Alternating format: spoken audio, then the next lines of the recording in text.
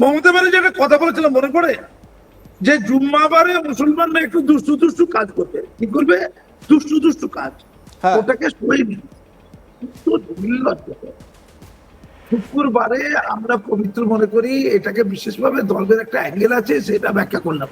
হ্যাঁ। জুম্মাটা ওই জন্য শুধুমাত্র এক কাছে হবার জন্য, মাস সপ্তাহ তো একটা দিন, পুরুষরা এক কাছে, মহিলাদেরও এই সুযোগটা আছে, কিন্তু ভারতের মতো দেশে মহিলাদের সেই সুযোগটা দেয় না।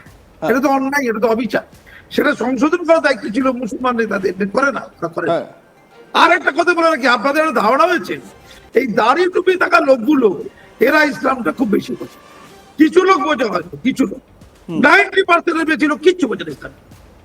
ইসলাম নিয়ে গবেষণা করছে, পড়াশোনা করছে কারা? ইহুদিরা, খ্রিস্টানরা, হিন্দুরা। প্রথম কোরআন বাংলায় অনুবাদ করেছেন গিরিশচন্দ্র বাবু, হিন্দু। এই ধর্ম শেখার জন্য দাড়ি টুপি জরুরি নয়। আমরা এই টুপিটা ইসলামে বাধ্যতামূলক নয়, আমার পরিষ্কার কথাবার্তা। উনি বলেছেন 1 কোটি নামাজি, আর নাকি ওই কালো কালো কিছু লাগাবে জামায়াত, লাগিয়ে শোক পালন করবে। যাওয়া দরকার ছিল কোর্টে, এয়ারপোর্টে মসজিদটা যদি সরিয়ে দেওয়া হয়, যদি তাদের আপত্তি থাকে, কোথায় যাবে তারা? যাবে তো ভারতের আদালতে যাবে। আল্লাহর কাছে দোয়া করলে সমস্যা মিটে যাবে। বলছে আমরা আল্লাহর কাছে 1 কোটি নামাজি, মানে পশ্চিমবঙ্গে 4 কোটি মুসলমান, তার মধ্যে 1 কোটি নামাজি, মানে 3 কোটি নামাজি নয়, এটা কে বলছে? 3 কোটি বা 3 কোটিকে মুসলমান কোনো দরকার নেই, ওই 1 কোটি হচ্ছে মুসলমান। আর সিদ্দিকুল্লাহর কথায় ওই 1 কোটি নাচবে, তারা কার কাছে দোয়া চাইবে?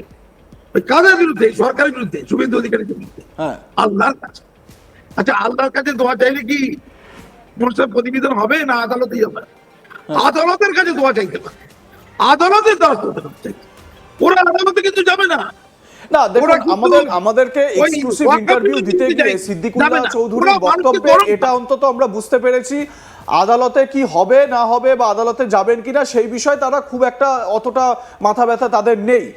আমার প্রশ্ন আপনার কাছে আরেকটা ছোট্ট প্রশ্ন, সেটা হচ্ছে গিয়ে এই যে মসজিদটি ওখানে রয়েছে, এক্ষেত্রে কোথাও কি এই ওয়াকফ প্রপার্টির বিষয়টিও কোথাও না কোথাও জড়িত? এইরকম কোনো তথ্য রয়েছে?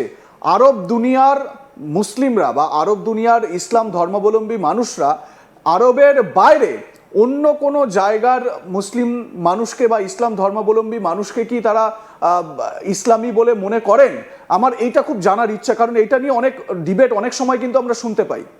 আচ্ছা বলি, পাকিস্তান আছে না পাশে, পাকিস্তান, ভারতের যে লোকগুলো পাকিস্তানে গেছে তাদের মুজাহিদ বলা, ঘেন্না পায়, তাদের দোগলা বলা। আরবের লোক ভারত, পাকিস্তান, বাংলাদেশের মুসলমানদের প্রচন্ড ঘৃণা চোখে দেখে, প্রচন্ড ঘৃণা চোখে দেখে। আমি তো দুবাই গিয়েছিলাম, দুবাই দেখলাম মসজিদে জুম্মার নামাজ, আমি নিজে গিয়েছিলাম, ছেলেরা মেয়েরা দুজনেই জুম্মা নামাজ পড়তে গেছে।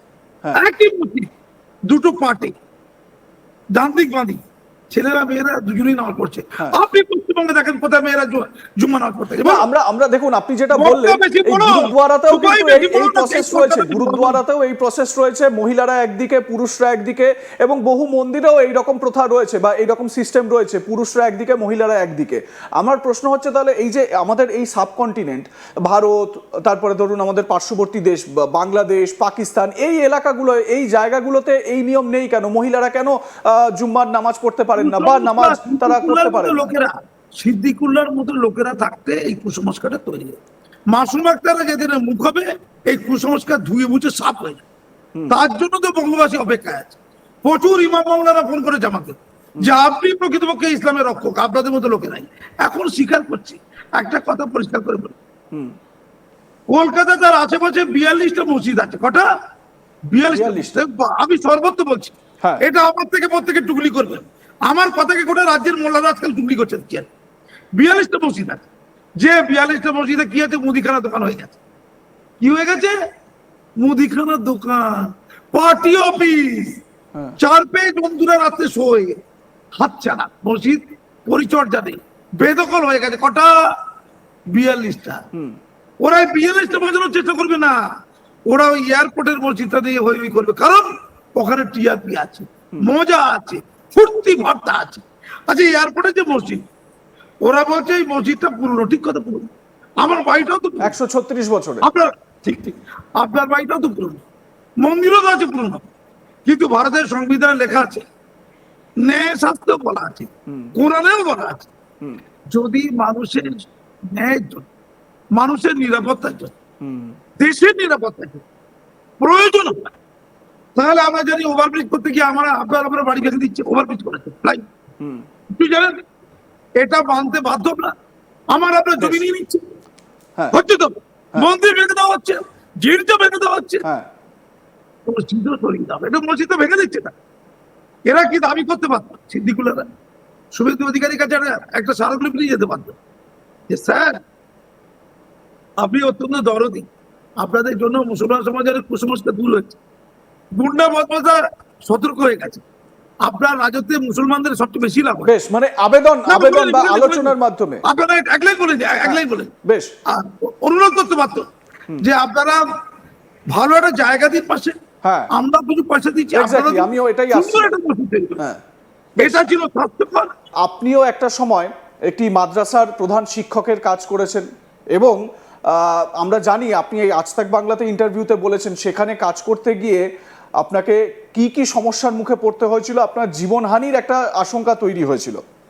এই যে একটি মাদ্রাসায়, এই যে ইসলামিয়া মাদানিয়া যে মাদ্রাসায় যেখানে নামাজ পাঠ হচ্ছে, ইসলামের সর্বোচ্চ স্ক্রিপচার বা সর্বোচ্চ মানে সব থেকে বড় ধর্মগ্রন্থ তো কোরআন শরীফ, কোরআন শরীফে বা তারপরে যে সমস্ত হাদিস বলুন বা অন্যান্য যে সমস্ত স্ক্রিপচারগুলো হয়েছে, সেখানে কি কোথাও মাদ্রাসার ভেতরে নামাজ পাঠের কোনো উল্লেখ রয়েছে?